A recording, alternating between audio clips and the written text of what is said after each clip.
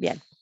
Entonces, como les vuelvo a decir, los pasos detallados sobre cómo crear un proyecto están en la ficha 2. Es el único contenido que vamos a adelantar de la ficha y lo puse acá resumido y muy cortito como ayuda a memoria. La semana que viene vamos a profundizar en cómo se crea un proyecto y qué ocurre cuando yo creo un proyecto. Pero básicamente lo que vamos a hacer es lo siguiente.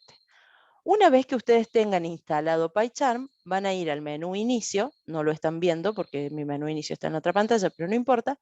Van a ir al menú inicio y van a buscar el icono de PyCharm.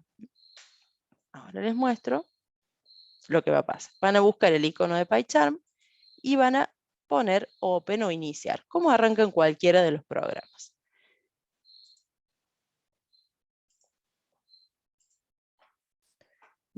Y lo que aparece es una ventana de inicio, aparece el logo, ustedes no lo están viendo, ya lo sé, pero ahora les muestro lo que tiene que aparecer. Porque quiero... Ahí está. Esto es lo que aparece, ¿sí? Va a decir Welcome to PyCharm, va a aparecer primero el loguito del fabricante y luego aparece... En la clase anterior ya les había... Ah, el lunes les explicó la profe, claro, por supuesto, porque es la ficha 2, eso es lo que les decía. Pero como nosotros vamos con la 1, entonces por eso hago un repaso rápido de cómo se hace, aclarando que no está explicado en esta ficha. Sí, sí, ya sé que la profe les explicó, pero puede ser que no hayan estado en clase, se los digo muy rápido. Entonces, va de nuevo. No, no, no está bien, gracias por avisarme. Está bien, sí, sí, está bien. Yo sé que la profe se los explicó, por eso lo repaso muy rápido con esta ayuda de memoria para el que no logró seguirla. Ven esta primera pantalla entonces, si ya han creado o abierto otros proyectos, aparecen acá listados, tengo que borrar esto porque a mí no me sirve más, y van a elegir New Project, ¿sí? Create New Project, acá. Y entonces acá van a definir dónde se guarda el proyecto. En mi caso yo lo voy a guardar en la carpeta CAED y este nombre que aparece a continuación va a ser la carpeta de mi proyecto. Le voy a poner guía 01, porque es la que vamos a hacer hoy. Vamos a empezar trabajando con la primera guía de ejercicios. Observen siempre que acá debajo les muestra si tienen configurado el intérprete de Python o el ambiente virtual. Habitualmente arranca así. Dice New Virtual Environment. Les pido que revisen esto y lo cambien por Previously Configured Interpreter, como dice acá, o algo similar dependiendo si tienen 3.8, 3.6, 3.5, porque por ahí se ve distinta la interfaz.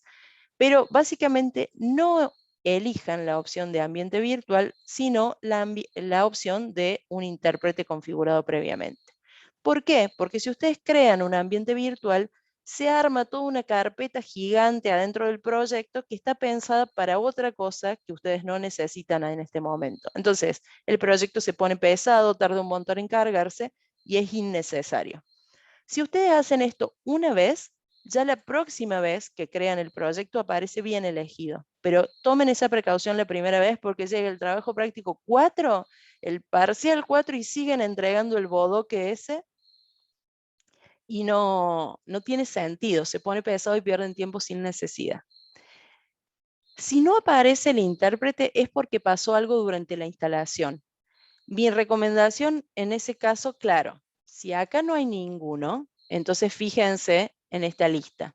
Si tampoco está en esta lista, la buscan con estos puntitos, ¿sí? Si este intérprete, ¿sí? Intérprete del sistema, y acá debería estar ruteado Python exe, ¿sí? Buscan entre estos, les tiene que aparecer. No acá, sino acá, en System Interpreter.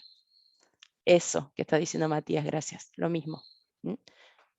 Profe, BEM quiere decir Virtual Environment, Ezequiel. Sí. ¿podría poner en pantalla completa? Así se ve mejor, porque si no, yo por lo menos no llego a leer ni uno, ni el PowerPoint, ni la ventana. Bueno, esto no lo puedo poner, se ve así. No se maximiza, ¿ves? Si lo maximizo, lo único que hace es Ah, agrandar. Esto sí lo puedo agrandar un poquito. A ver si pueden leer ahí un poquito más, pero no puedo hacer otra cosa más que agrandar. Después ya se agranda, pero este paso se ve así, en una ventana chiquita. ¿Ahí se lee mejor por lo menos el PowerPoint? sí, ahí sí. Bueno. Y como presentación, para que no se vea al costado, de la página. No, pero es esto lo que me dicen, que tendría que ser más grande y no puedo, ¿ves? No puede ser más grande. Sí, Entonces lo tengo acá al costadito para que se pueda leer. Si abro la presentación se maximiza y se va el otro. Igual esto lo hacen tranquilos después, si no pueden hacerlo arrancar ahora, lo vuelven a hacer tranquilos. Por eso les dejo el video para que lo puedan hacer paso a paso tranquilos. Decime, Nicolás. O se arrepintió, Nicolás. Bueno, está bien. Bueno, quedaste para la posteridad igual.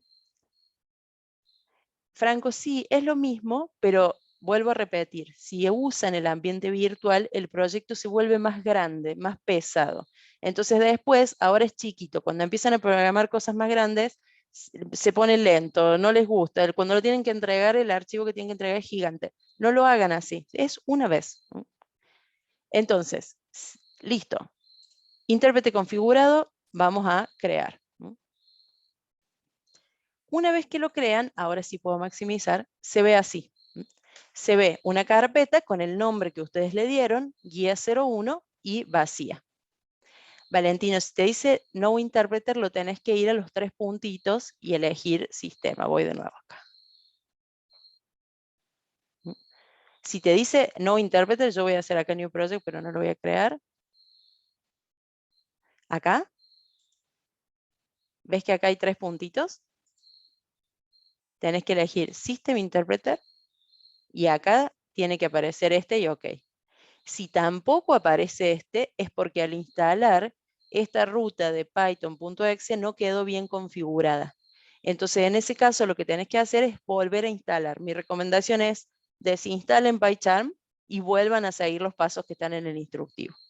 No hay problema, Ignacio. Es como que descargas el último que tenés. Yo me quedé con este porque se ve que no me avisó todavía que tengo una actualización, pero lo van actualizando, no hay problema. Nicolás, ¿te arrepentiste otra vez de la mano o ahora sí? No, ahora sí. Decime. Creo que hay un problema con la versión de la 3.10 y no la detecta. Porque yo tengo la 3.8, la 3.10 y la 3.10 no la detecta. Pero sí la 3.8. Entonces elegí la 3.8 y ya está. No, Sí. pero por eso decía que algunos pueden tener ese problema. Bien. Bien. Bueno, a algunos les salió. Está bien. Gracias por el aporte igualmente. Marcos, decime. Ay, no, profe, le juro, esta mano se levanta sola, perdón. Lo gracioso es que los estoy grabando. Van a ser adultos en el futuro, profesionales, y voy a tener esto para extorsionarlos. ¿Te acordás cuando ibas a clase y levantabas la mano sin querer? Bueno, sí, en realidad con que empiece con 3, el intérprete alcanza. ¿Sí? Si a alguno les aparece, está bien. Si no, vuelvo a repetir mi recomendación, desinstalen y vuelvan a instalar siguiendo los pasos, porque a veces ese path, digamos, esa configuración de dónde está el Python exe, no se localiza tan fácil. Si ya crearon el proyecto, el intérprete es más complicado de cambiar. Mateo, déjalo a ese proyecto y el próximo que hagas lo cambias. No hay problema, en este momento no hay problema. Voy a abrir entonces el que acabé de crear recién, que es la guía 01. Exacto, Agostina. Tiene que decir Python seguido de la versión y no tiene que decir VEMP. VEMP quiere decir Virtual Environment. Dentro de la carpeta, si ustedes hacen eso, bien, lo voy a hacer para que se entienda la diferencia. Total, estamos en esto. Vamos a poner guía 01 fea, para que no lo haga. Si ustedes en vez de tener elegido esto, tienen elegido esto, que dice New Virtual Environment, y ponen crear, ¿sí? En una nueva ventana no voy a poner. Primero fíjense que tarda más en crearse el proyecto. Noten que recién yo di clic y se creó, y ahora fíjense todo lo que tarda.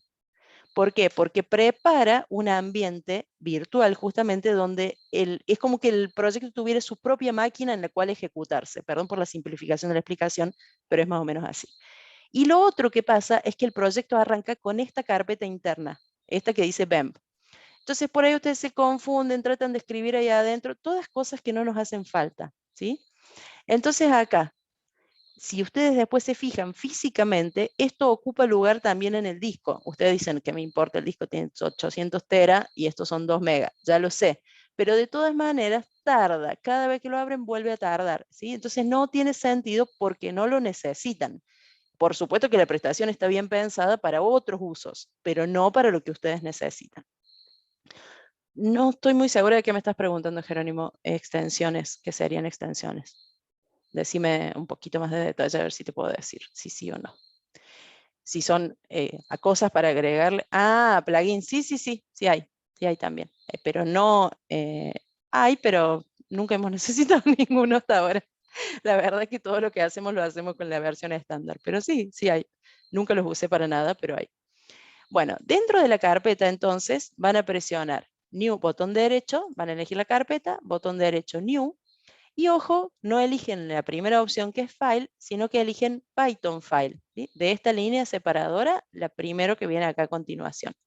Si ustedes ponen New File, lo que pasa es que se forma un archivo de texto, se crea un archivo de texto y no reconoce la sintaxis de Python para subrayarle si la palabra es correcta, si la están usando los operadores como se debe y demás.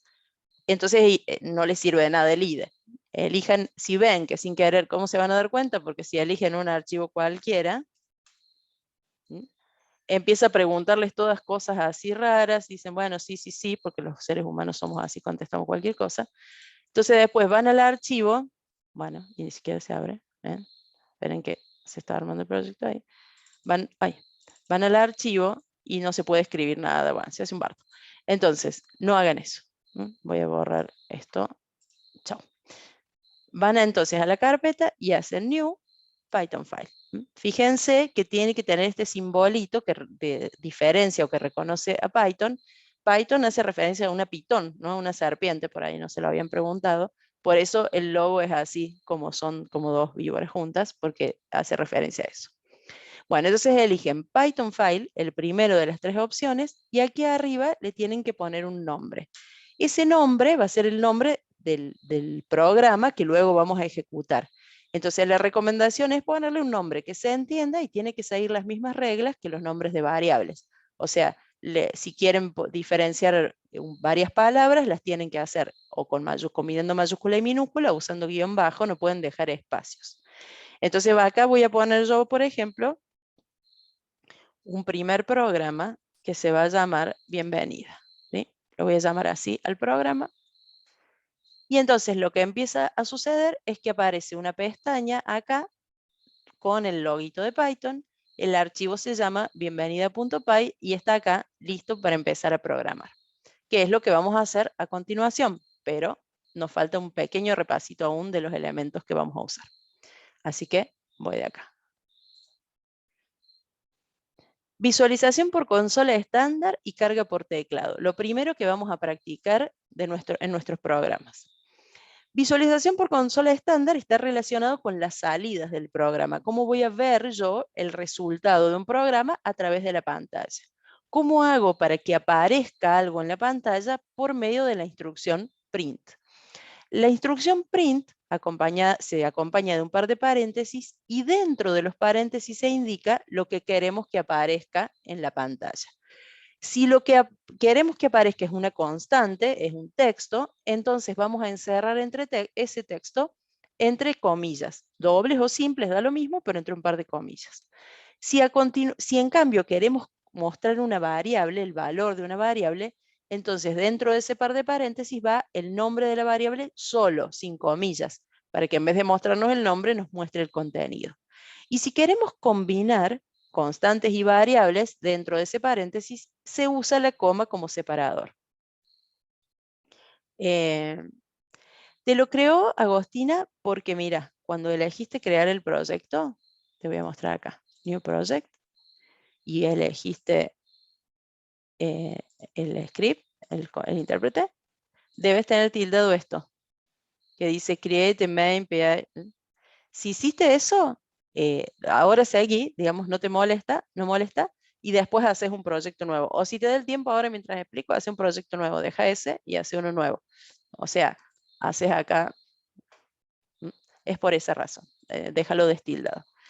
Es como un asistente que te ayuda a preparar un programa, pero de nuevo no es lo que necesitamos para nuestra clase, así que no nos sirve. Lo puedes hacer esto, mira, vas a File, New Project de nuevo, le pones el nombre que le quieras poner y pones Create y te va a preguntar si en esta misma ventana o en una nueva. Le decís en esta ventana y empezás a trabajar en ese nuevo proyecto y el otro lo dejas, después lo borras. Bueno, Entonces vuelvo a la presentación. Lo primero que se hace cuando uno aprende a programar en cualquier lenguaje es un programa, valga la redundancia, que se llama Hola Mundo, ¿sí?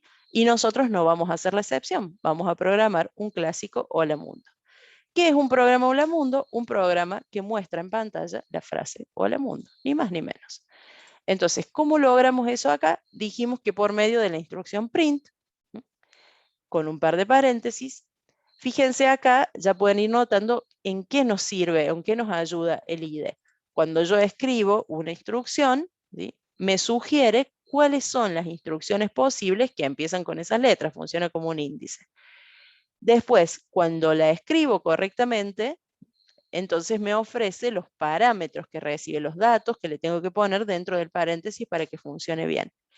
Y cuando le pongo los paréntesis, noten que se colorea la función, indicando que esto es una palabra reservada del lenguaje, que la reconoce como palabra del lenguaje, y tiene una ayuda sobre qué hace esa función. ¿Sí? Si yo me coloco aquí arriba y espero un ratito, me dice qué hace esa función, en inglés por supuesto. Si todavía no están estudiando inglés, es el momento de empezar, Duolingo, cualquiera de esas cosas, a leer un poco porque se pierden la mitad del contenido de la carrera, digamos, de la profesión, si no entienden inglés. Es el momento. No hace falta que lo hablen fluidamente, ni que se puedan ir de viaje a London, al Big Ben, pero sí que por lo menos interpreten lo que está escrito, o al menos en el lenguaje técnico.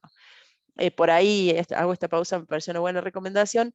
A veces uno dice, bueno, me voy a anotar en una academia de inglés, ¿no? Y entonces en la academia les enseñan las comidas, los colores, los tipos de ropa, no sé, me acuerdo, a mí me enseñaban los tipos de viviendas. Bueno, está bien porque es un contenido académico, pero no es que necesitan sí o sí ponerse a hablar inglés como pro, ¿no? Lo que tienen que hacer es entender por lo menos la documentación técnica. Entonces vayan tratando de registrar las palabras o los términos que van apareciendo. Bueno, esta función print entonces aquí explica lo que yo acabo de decir, que permite presentar en una salida un mensaje. Dentro del paréntesis entonces escribimos lo que queremos que aparezca. No, Benjamín, con el inglés de acá no alcanza, va. No sé si ha mejorado en los 20 años que llevo sin ser estudiante, pero cuando lo cursaba definitivamente no alcanza. Se aprende leyendo, mirando, traduciendo un poco con Google hasta que van reconociendo las palabras, digamos, ese sería mi consejo. Traten de leer, traten de preguntarse, ¿qué dice acá? ¿Qué significa esto? Aunque sea algunas cosas, y van a ver que de a poco van a ir incorporándolo. Pero si tienen un tiempo libre y algo en que invertir recursos, estudien inglés. Se los recomiendo enfáticamente. Bueno, si yo pongo hola mundo, así nomás, aquí adentro, lo que sucede es que me dice esto no lo entiendo. Me subraya en rojo, este subrayado es similar a lo que sucede con Word, con los errores ortográficos o de gramática. Me dice esta sentencia no cumple con las reglas del lenguaje Python. Por eso es importante que el archivo sea de tipo Python. Lo que intenta hacer el asistente es similar a lo que nos pasa en Word cuando nosotros escribimos una oración y dice, ¿quisiste decir tal cosa? Y no coincide el género con el número. El verbo está en otro, no sé. A veces le acierta la sugerencia y a veces no, porque lo deduce por contexto, pero no puede estar adentro de nuestra mente para saber lo que queremos hacer. Entonces acá, por ejemplo, me dice unresolved reference mundo. ¿Qué significa eso? Que cree que hay una variable mundo en algún lado y yo no la estoy asignando bien. Si me pongo encima de hola, dice lo mismo pero con hola. Unresolved reference, hola. No me dice, te faltan las comillas, que es lo que en realidad está pasando. Si yo quiero que aparezca en la pantalla el mensaje hola mundo, entonces lo tengo que encerrar entre comillas. Y ahí sí me lo acepta. Al encerrar una cadena entre comillas, se toma como una constante. Y noten que la colorea de verde, así como la instrucción se colorea en azul, las constantes se colorean con verde, indicando que las reconoció. Deja este subrayado verde, que es un subrayado es una validación del lenguaje en inglés. Entonces, me dice que, como una advertencia, pero no es un error de sintaxis, que la palabra hola y la palabra mundo pueden ser un typo. ¿Qué significa un typo? Un error de tipeo, que es una palabra que no existe, me avisa, ¿no? Si yo acá en vez de hola mundo le hubiera puesto hello world, entonces no me subraya nada, porque nos discrimina. Creo que tal vez se pueda poner, a lo que decían de plugin, tal vez se pueda poner un plugin del idioma español, pero no nos va a preocupar ahora, ¿bien? Para que sepan que el subrayadito verde lo pueden ignorar. Bueno, dejamos el hola mundo así. Resalto esto de que ambas comillas tienen que ser iguales. Si ustedes, por ejemplo, ponen una comilla doble al final, fíjense que la cambió por doble al principio. Si pongo una simple y dejo la doble, me subraya, me dice, no sé lo que querés hacer, pero no. Y el mensaje en este caso es más acertado, porque lo que me avisa es missing closing quote, ¿sí? Me dice, falta la comilla de cierre. ¿Por qué? Porque si yo arranco la cadena con una comilla simple, me permite colocar comillas dobles dentro de la cadena. Entonces me está diciendo, todo esto es una constante, incluso el paréntesis de cierre, pone el closing quote. Lo pongo y feliz de la vida, ¿no? O sea, puedo dejar la comilla del otro tipo adentro de la cadena. Si las encierro con comillas simples, puede haber una comilla doble adentro. Si lo encierro con comillas dobles, puede haber una comilla simple adentro. Entonces, a veces, por ejemplo, cuando tenemos apellidos que tienen una apóstrofe o algo así, elegimos una u otra delimitación de cadenas para poder respetar eso. Bueno, hola mundo. Escribo, este es mi primer programa, y ahora lo voy a ejecutar. Hay distintas maneras de ejecutar un programa. Pueden ir a la opción acá, Run, y luego Run, y ahí se va a ejecutar. Pueden presionar, como dice acá en el menú, Alt, Shift y F10, comodísimo verdaderamente para hacerlo así. O pueden, sobre esta pestaña, presionar el botón derecho y elegir Run, bienvenida. Esta opción, Control Shift 10, que es la que yo voy a elegir ahora. Voy a elegir acá, botón derecho, Run.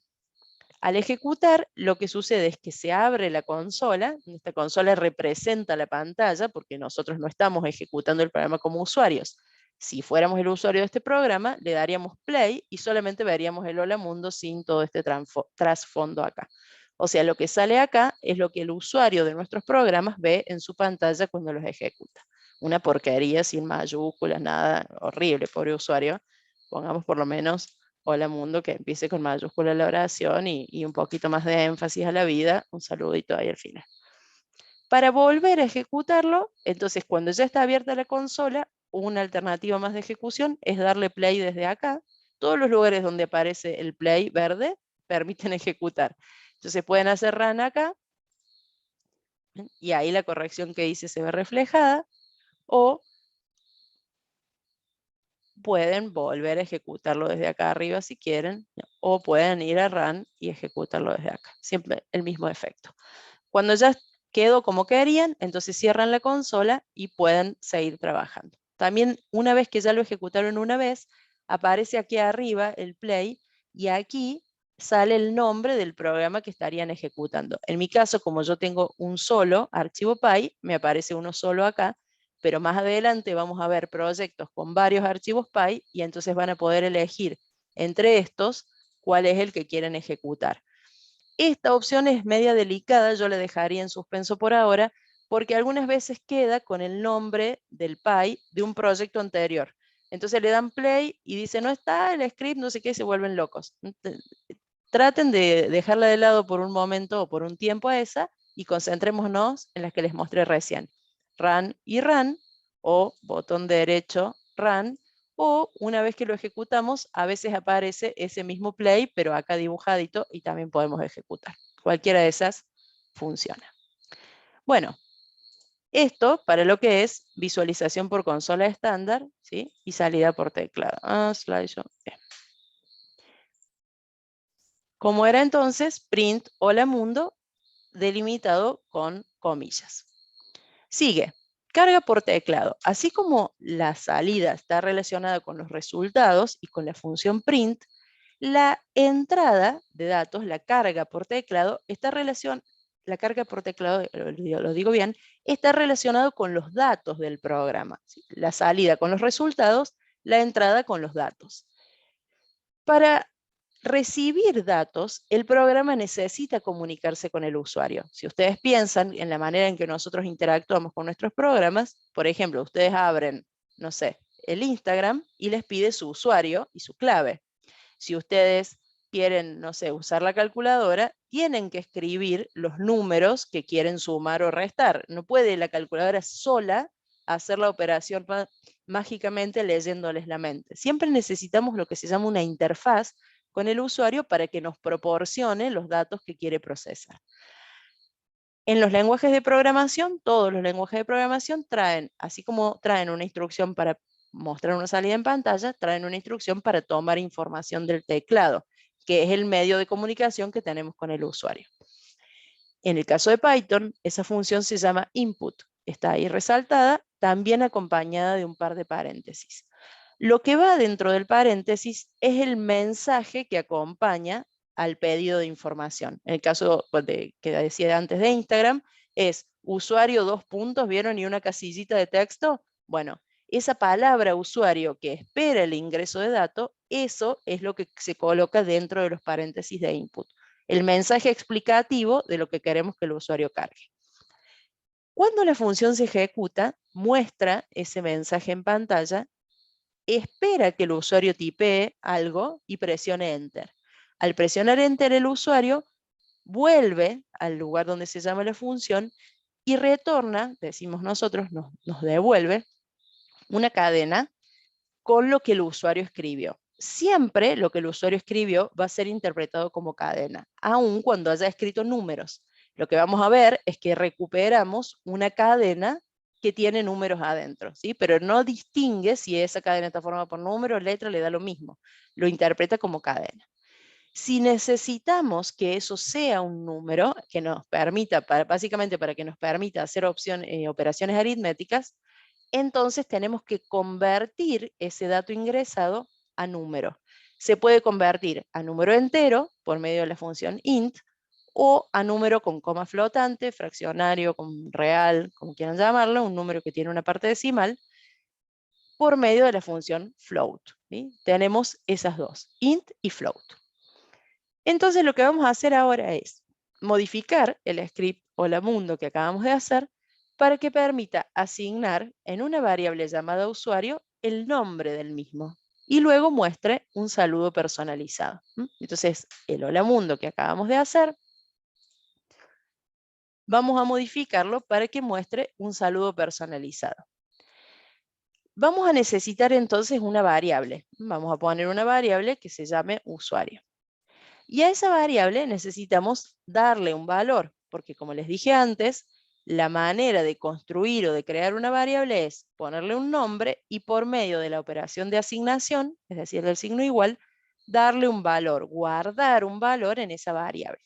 En mi caso, yo por el momento voy a guardar mi nombre.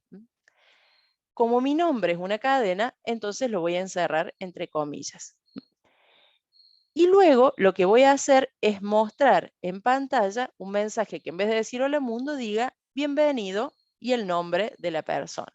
Podemos poner bienvenide para que funcione para todos los géneros, porque si no me va a decir bienvenido Marce, no me gusta. Voy a poner bienvenide usuario. Y lo que quiero es que aparezca mi nombre. Es decir, si yo tengo cambio de nombre, tiene que cambiar el saludo también. Escribo esto, lo ejecuto. Botón derecho, run. ¿Y qué pasa? Dice, bienvenide, usuario. ¿Tiene que pasar eso o no? ¿Qué dicen? No. No, dicen todos. No, no, no, no, no, no, no. Oh, no, no, no, no, no, no, me los imagino así. ¿Qué tiene que pasar? Tiene que decir bienvenide Marce. ¿Sí? El usuario va afuera de las comillas, me dice mi amiga Rocío acá, poner la variable usuario. Bueno, lo voy a sacar de las comillas. Voy a poner bienvenide y luego usuario acá. No le gusta tampoco. Con coma. Acá. Ah, no entendía. Me gusta ver hasta dónde les dura la pedagogía. ¿Cuánto tardan en decirme la coma en el medio? Bueno, ¿dónde va la coma? Separando constantes de variables. Entonces acá va la coma. La cadena bienvenida por un lado y la variable usuario por el otro. Fíjense que la constante está entre comillas y la variable no, indicando que lo que va a salir en pantalla no es la palabra usuario, sino lo que esté dentro de la variable usuario.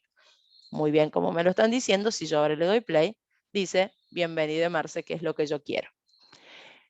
Si yo necesito cambiar el orden, por ejemplo, quiero decir, o quiero seguir diciendo cosas, bienvenido a la clase de AED, entonces tengo que colocar otra coma y continuar con las constantes. Se puede combinar toda la cantidad de constantes y variables que queramos, pero dentro de cada, entre comas, digamos, o hay una constante o hay una variable, no ambas cosas. Puedo hacer esto, a la clase de AED queda precioso así. Cuando ponemos la coma, bueno, es una muy buena pregunta. Fíjense que yo a la palabra bienvenide no le puse espacio y a la palabra a la clase tampoco le puse espacio. Sin embargo, mi nombre no quedó pegado a la palabra bienvenide y a la palabra a la clase. O sea, la observación que hace Wenu es correcta. Me agregó un espacio acá, me agregó un espacio acá. ¿Por qué sucede esto? Porque está definido en la función print cuál se va a usar, qué se va a usar como separador. En este caso se usa el espacio. Por defecto decimos, es decir, si no especifico nada, se usa el espacio. Se puede cambiar eso, más adelante lo vamos a ver, pero por ahora, cada vez que ustedes colocan una coma, lo que sucede en la salida es que aparece un espacio. Eso por un lado. Ahora, en la instrucción en sí misma, que puede ser otra inquietud que tengan ustedes, o quizás es lo que me estaba preguntando Wenu y le expliqué otra cosa. Cuando yo escribo, no se ponen automáticamente las comas, los espacios en torno a las comas, sino que si yo escribo, lo escribo así, queda así. ¿Funciona así? Sí, pero noten que las comas me las está subrayando en gris, no sé si en su pantalla se ve con mucha claridad, pero me las está subrayando acá en gris. ¿Por qué? Porque también en la ficha creo que 3, vamos a ver, hay buenas prácticas de código, o sea, hay maneras correctas de escribir código, o prolijas, llamémosle así. ¿El código funciona si lo dejo todo pegado? Sí, funciona. Pero esa advertencia es, está bien, lo escribiste bien, pero está desprolijo. Lo correcto es, cuando se colocan signos, operadores, así como está el igual aquí arriba, separarlos de las demás variables o constantes con un espacio.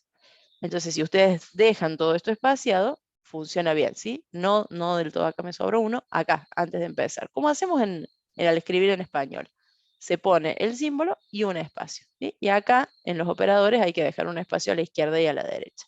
De nuevo, funciona en ambos casos, pero queda mejor escrito, sí, más prolijo, más acorde a los estándares, separar los signos de las variables y las constantes. Bien, este me gusta más que el que hice yo, ¿no? Porque el mío decía bienvenido usuario así nomás, pero una salvedad. Si ahora yo quiero saludar a Adri, que está acá en la clase, tengo que venir, editar y poner Adri y darle run de nuevo. Imagínense el sistema del supermercado viniendo el programador a editar la variable cada vez que ustedes compran otro producto, que le dicen otro DNI. Imagínense el de Instagram, yendo a escribir por atrás, un enanito escribiendo el nombre que ustedes ingresan. No, no funciona así. ¿Qué error te sale, Franco? A ver, contanos. Voy a escribirlo ahí a ver si el profe Adriana te puede ayudar. O algún compañero. Si no, ya lo vemos entre todos. Anda escribiendo mientras seguimos. Lo que hacemos, en realidad, no es editar el valor de las variables en cada ejecución, porque sería una locura, sino pedirle justamente al usuario a través de la interfaz que nos proporcione un valor para esa variable.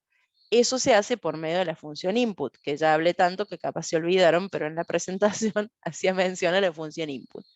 La función input, como bien aclara acá, lleva entre paréntesis el mensaje explicativo que les dije antes. Ese tipo de mensaje se le llama prompt, ¿sí? por una antigüedad que, por las primeras versiones, digamos, de software, cuando no existía la interfaz gráfica como Windows, entonces uno escribía todo, vieron cómo pasa en las películas viejas, que están una pantalla negra con letras verdes y tipean. Bueno, así se interactúa con una computadora siempre tipeando. Entonces se llamaba prompt a esa marquita que te decía dónde escribir. Bueno, quedó el nombre, no va a aparecer ahora el prompt, pero acompaña al mensaje de ingreso.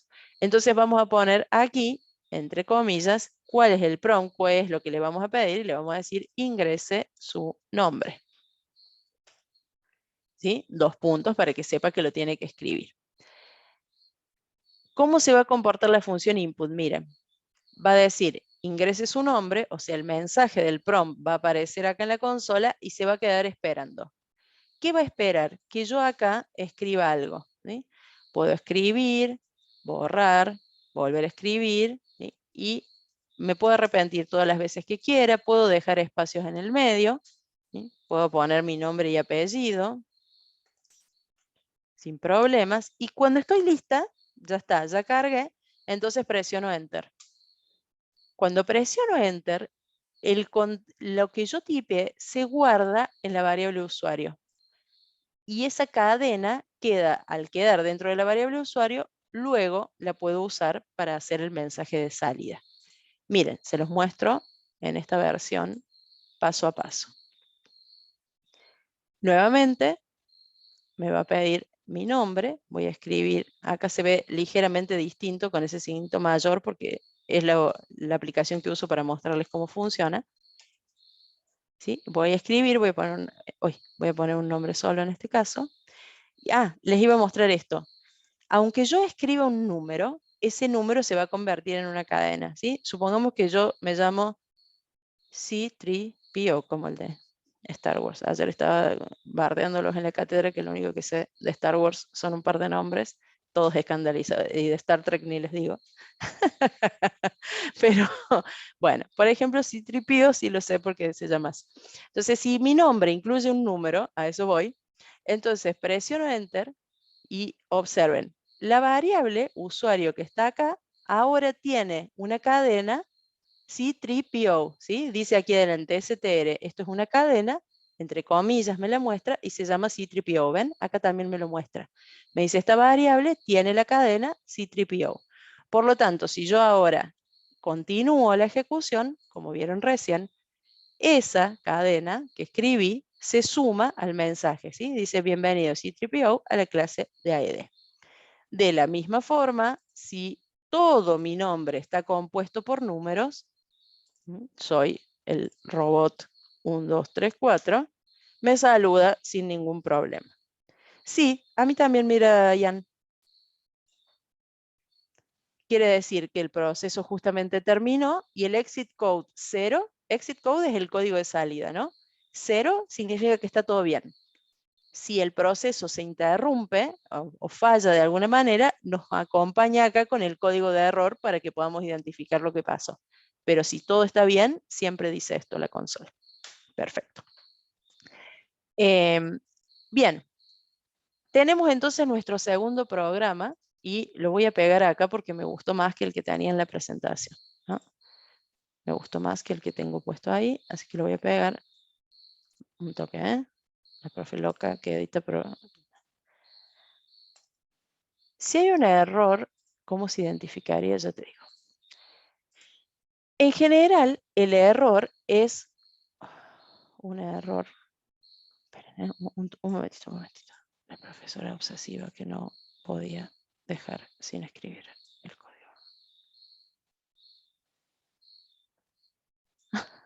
Perdón. Ya te digo. Y esto era que animación que aparecía. Ahí está. Si hubiera un error, en realidad lo que va a pasar a Abril es que no nos permite ejecutarlo. Por ejemplo, yo hago así, bueno, que me equivoqué, me comí la O, acá. ¿Ves que me lo subraya? Me dice unresolved reference, lo mismo que decía recién con hola mundo, me dice esta variable no existe, no le asignaste ningún valor, no sé lo que querés hacer. Supongamos que yo no vi el subrayado rojo y lo quiero ejecutar de todas maneras. ¿Sí? Ingrese su nombre, pongo Pepe, y ahí me da el error, ¿sí? Me dice el name, o sea, el identificador usuario, no está definido. No tengo nada para mostrar en esa variable. Ese es el error que me da. Si yo cometo un error con una variable, si yo, por ejemplo, no respeto la sintaxis, como acá, no pongo el separador correctamente, entonces noten, miren la diferencia. Si yo lo tengo así, me advierte que hay un error acá, pero el título sigue normal. Quiere decir que el script igual está en condiciones de ser ejecutado. Yo lo ejecuto y me entero de que falla recién acá. Eso se llama un error de ejecución, ¿sí? O sea, es un error del cual me doy cuenta cuando el programa se ejecuta. Me confía, me dice, bueno, tipeaste mal el nombre de la variable, pero capaz tenés un plan que desconozco, dice el IDE, te voy a dar bola y te voy a ejecutar el programa. Este error, además de indicarme lo que pasó, viene con un link que indica a dónde está el problema.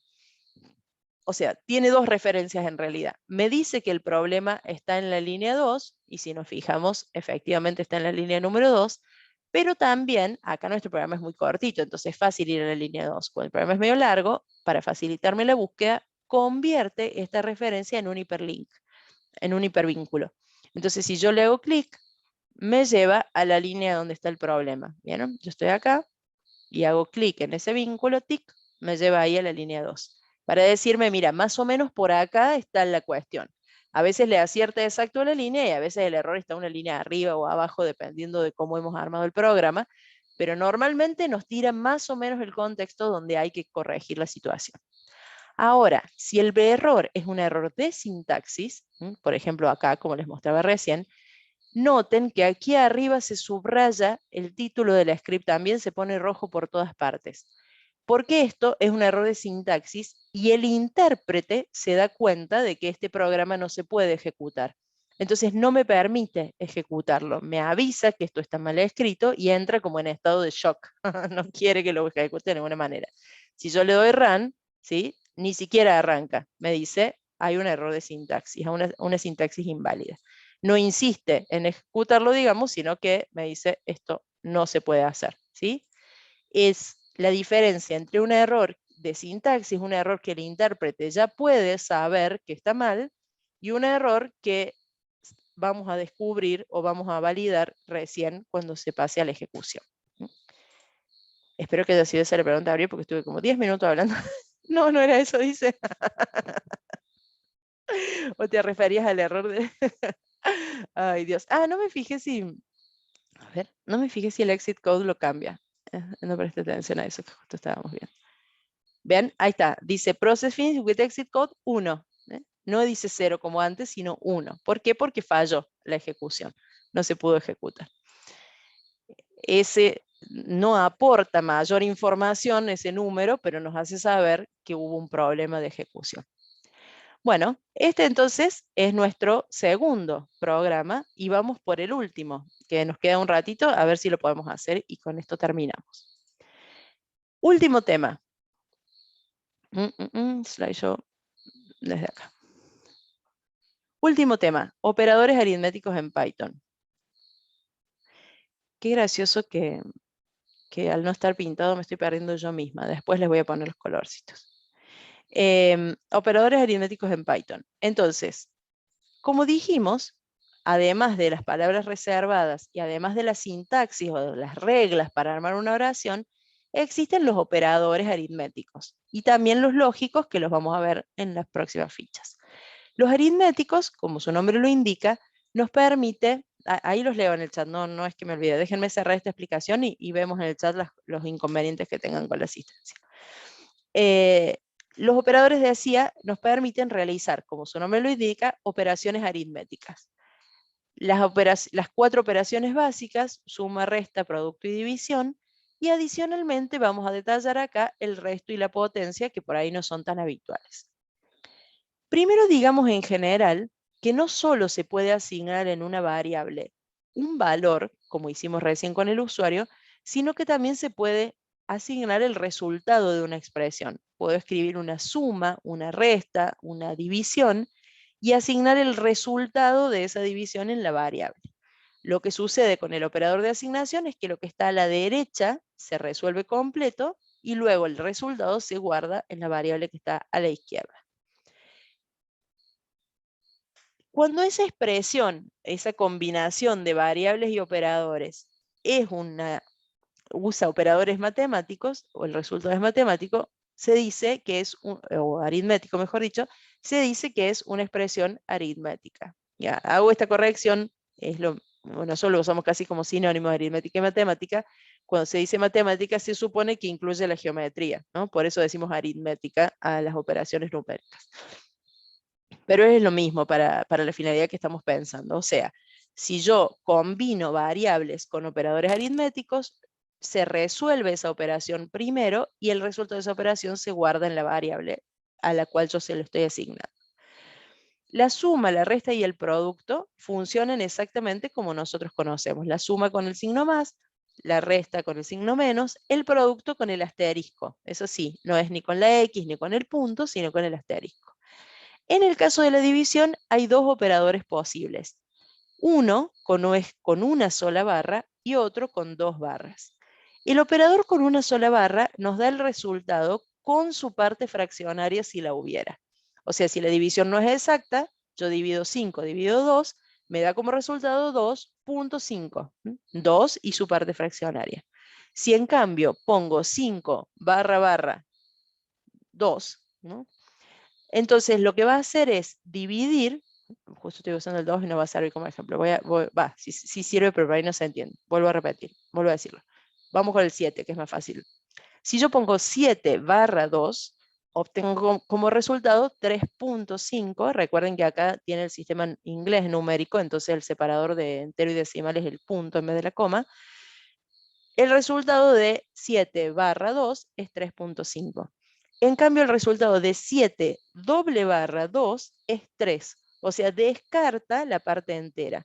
No redondea, sino descarta. Si el resultado es 3.9, igual me devuelve 3. Si es 3.1, igual me devuelve 3. No es un redondeo hacia abajo o hacia arriba, como estamos acostumbrados a hacer, sino descarta directamente la parte decimal.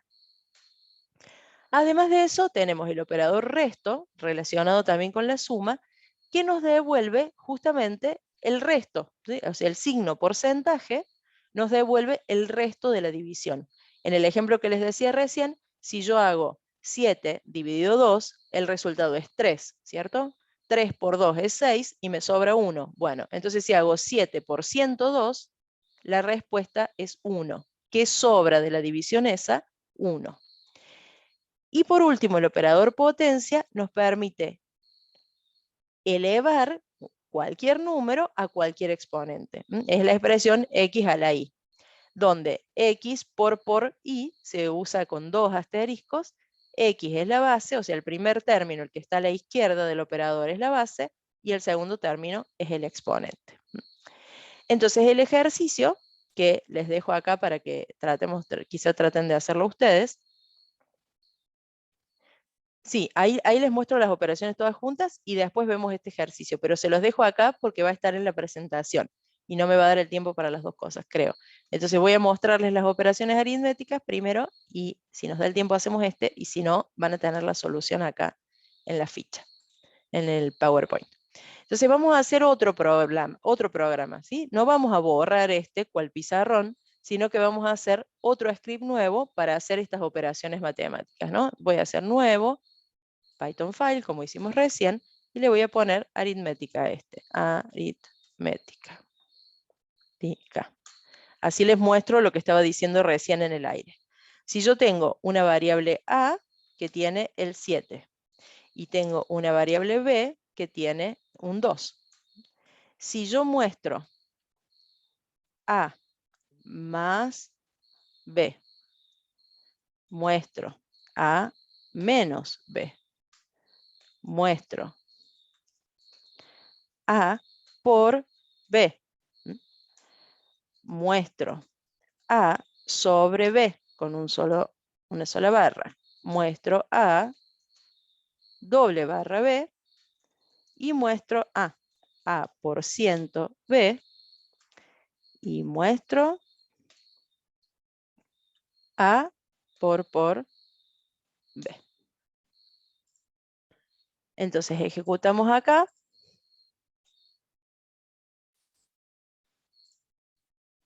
Y observemos los resultados. Eran 7 y 2. Sí, se puede hacer en el mismo IAM, pero me van a salir todos los números al lado. Si yo puedo hacer acá A menos B, lo voy a dejar ahí, pero no lo voy a hacer así. Y si lo ejecuto, lo que pasa es que me salen todos los números así, uno al lado del otro, y no quiero, porque quiero comprobar las operaciones una por una. Por eso lo hice así. Se puede, pero ¿para qué? Es preferible hacer un print más abajo. Se puede, pero no hay necesidad. No, aprovecho para aclarar esto. Hay una fábula popular que no sé en qué se basa, que cree que más o menos líneas son una medida de calidad del software. Pues no. Muchas líneas no son un buen programa ni un mal programa, y lo mismo pocas líneas. Es habitual cuando empiezan a hacer el trabajo práctico que nos dicen, profe, tengo 45 líneas y mi compañero tiene 183. No significan nada, ¿sí? Cada uno organiza su código de la mejor manera posible, y luego habrá que revisar si en esa cantidad de líneas hay repeticiones innecesarias o no. Pero no hay ningún problema en escribir así, no es que ocupa más lugar ni nada. Lo que ustedes me están diciendo de poner la operación al lado, ponerle un separador, ¿para qué? Si yo lo que quiero es que aparezca una operación debajo de la otra, pues pongo un print abajo del otro y ahorro tiempo porque lo fui pegando así. Si a ustedes lo quieren hacer juntos, lo hacen, pero no hay una alternativa mejor que la otra. Repasemos estas operaciones aritméticas porque estamos sobre la hora y ya les contesto sus inquietudes.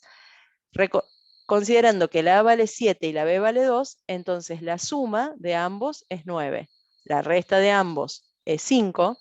El producto de ambos, 7 por 2, es 14.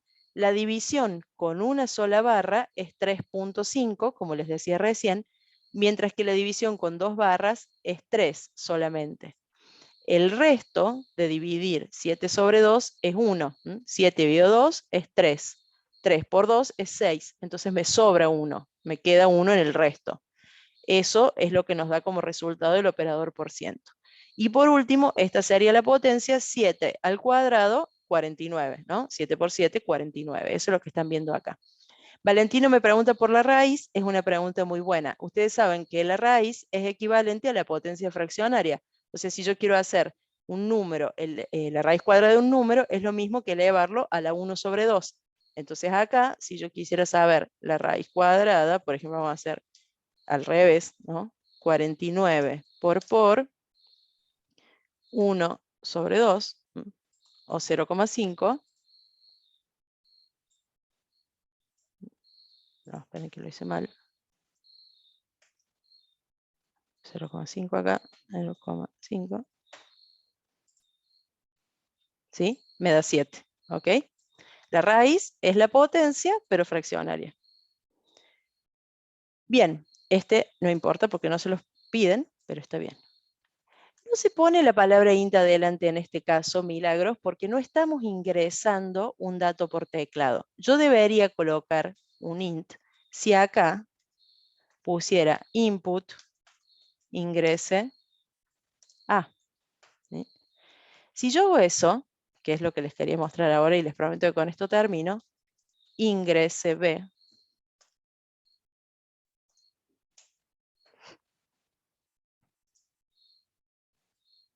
Y lo ejecuto. A valía 7 recién, ¿no? Y B valía 2. Se rompe todo. Y mira el error que me da. Muy buena tu pregunta porque me dio pie para comentar esto que me había olvidado. El error que me da es unsupported operand type is for bla. ¿Qué quiere decir? Este operando, ¿sí? El operando, cuando yo tengo una expresión como A menos B, el operador es el menos y A y B son los operandos de esa operación. Entonces, ¿qué me dice? El tipo del operando, ¿sí?, no coincide con el operador menos. Me dice, hay un tipo de operando que no es compatible con el menos. Estás usando dos cadenas, ¿ven? STR y STR. O sea, el resultado del input, por más que yo escriba un número, como les decía hace un rato, sigue siendo una cadena. ¿Cómo se resuelve esto? Con la conversión. ¿Qué pasaría si yo me confundo y convierto uno solo? Convierto el primero de los números y ejecuto. Entonces escribo el 7 y escribo el 2. Me da el error lo mismo, pero miren, dice unsupported operand y me dice, estás usando el más un entero contra una cadena. O sea, el A se convirtió correctamente, pero el B no. El B quedó solo con el resultado del input. Lo que yo tengo que hacer en realidad es colocar int así para ambos, y entonces ahora sí pongo el 7, pongo el 2 y todo funciona divinamente. Incluso puedo poner otro número, lógicamente, vamos a poner el 10 y el 2, que la división da exacta. Y entonces tenemos la suma, y fíjense que la división entera y fraccionaria tiene el mismo resultado. ¿Cómo nos damos cuenta cuál es cuál? Porque esta tiene una parte decimal, aunque en 0, y esta no tiene ninguna parte decimal. ¿Qué significa el int franco? Es cuando yo invoco a la función input, lo que obtengo como resultado es una cadena. Esa cadena, como acabamos de ver, no puede luego intervenir en operaciones aritméticas porque causa un error. Entonces tengo que convertir ese resultado a un número. Lo puedo convertir a un número entero, es decir, un número que no tiene parte decimal o fraccionaria, o a un número decimal.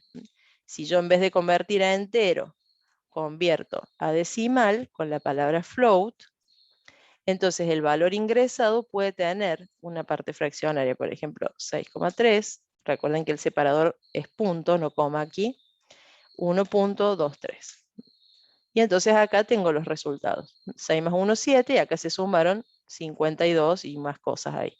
Y acá 5, tiki, tiene más precisión. El float tiene una precisión grande decimal, por eso me pone todos estos 9, por más de que yo no puse tantos decimales.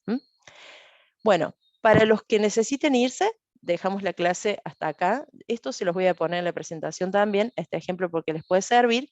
Y traten de hacer solos este ejercicio que está en la guía, el de la división con resto, es más sencillo que lo que estamos haciendo ahora, a ver cómo les da. ¿Sí? Dale, profe. Bueno, listo. Vamos a detener acá y voy a detener acá también la grabación. Un segundo.